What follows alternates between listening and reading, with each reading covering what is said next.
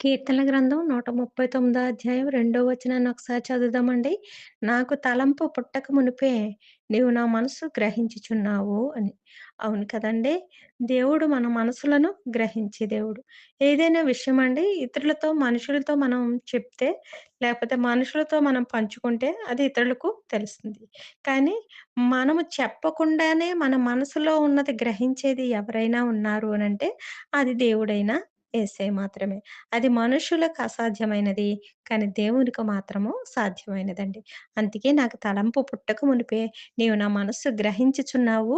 నా నడకను, నా పడకను నీవు పరిశీలన చేసి ఉన్నావు.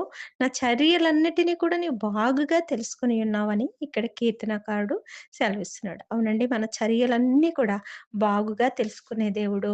మనకు తలంపు పుట్టక మునిపే మన ఆలోచనలను, మన మనసును గ్రహించేటటువంటి దేవుడండి.